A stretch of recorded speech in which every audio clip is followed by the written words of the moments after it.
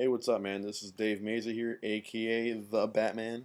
Um, I am going to talk about the game Spores and what I think I can do with it in class. I kind of already covered it in the discussion board, but I can expand on it here.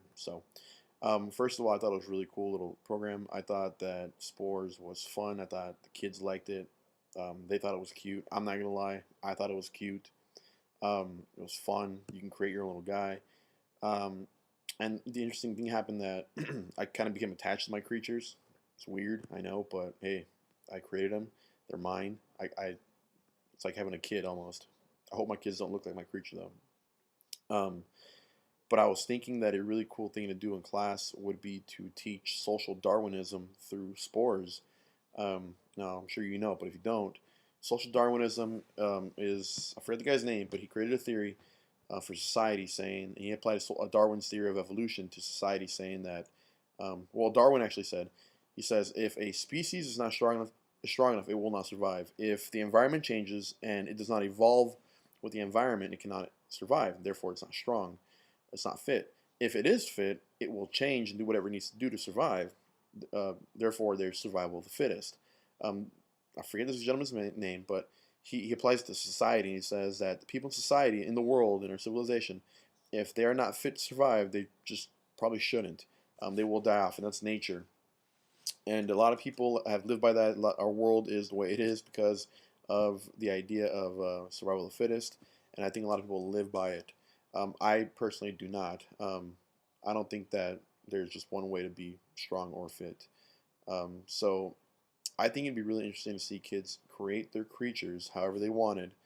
And apparently, the way the game works is you create your creature, and it has certain points or attributes to it that make it a carnivore or a omnivore, herbivore, and what your creature does is tries to survive in society in civilization, kind of like people do.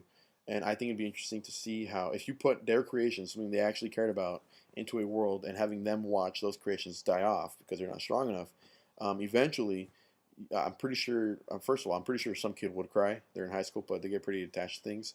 Um, and I would love to see them cry. And I would love to see them get emotional about it because then the questions come: well, why does my thing have to die? Why does my creature have to go?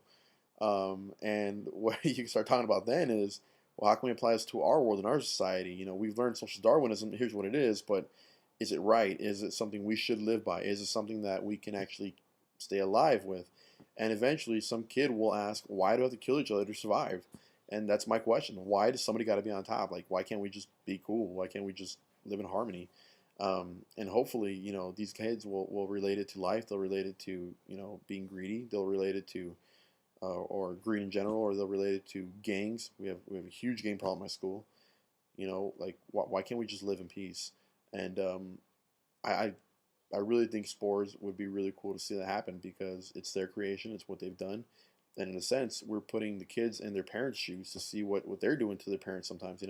So I think there's a lot of different things we could teach here. Obviously, we can teach social Darwinism or even just civilizations how they grew up, but I think that you get a lot. You can grow with some higher level thinking, some deeper intrinsic, um, some intangible teachings here that the kids can walk away with.